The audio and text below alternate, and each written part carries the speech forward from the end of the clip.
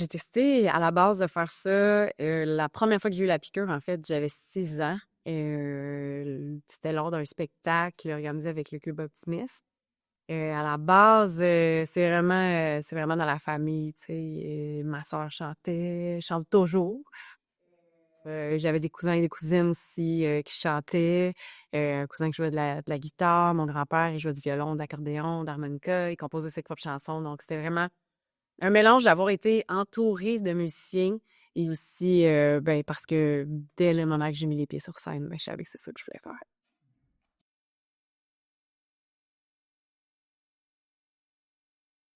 Ben, à la base, parce que j'ai toujours eu la langue française à cœur. Pour moi, c'était important de chanter dans ma langue maternelle.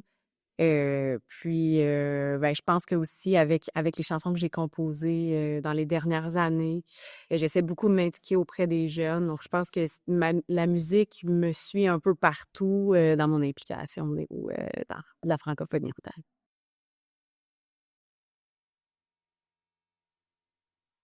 C'est vraiment en 2020, quand on était en pleine pandémie. Ça faisait longtemps, en fait. Ça a toujours été sur une bucket list de composer une chanson de Noël. Pour moi, tu sais, je me souviens, mon Dieu, dès le moment que j'ai commencé à étudier en musique, il y avait un des profs qui nous avait dit: Hey, si vous êtes capable de composer une tune de Noël à un moment donné, ça peut vraiment comme être quelque chose de super beau, tu sais, dans votre carrière. Puis moi, je me souviens que j'étais comme, ah, j'aimerais ça un jour, tu sais, composer une chanson.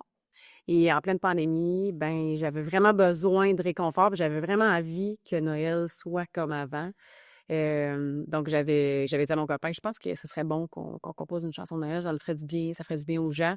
Et d'avoir, après ça, vu la recette, comment la chanson a été reçue, les messages que j'ai reçus par rapport à ça, c'est la meilleure récompense, ça m'a fait du bien.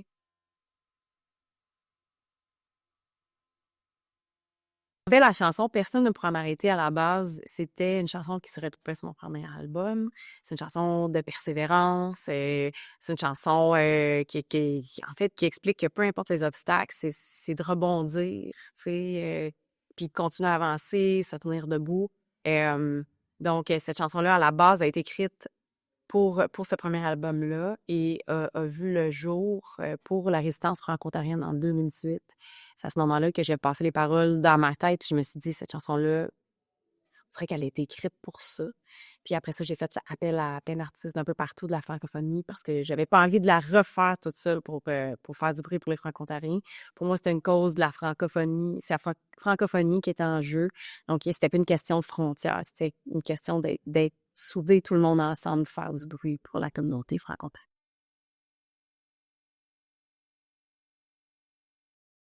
Ben, je me sens chez nous.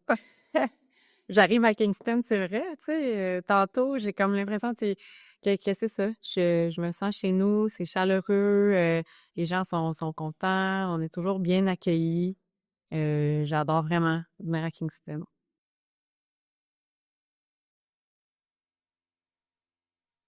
Ben, je pense de rester soi-même. Tu sais, il y a des gens qui vont aimer ce que vous faites, il y a des gens qui aimeront pas, puis c'est correct.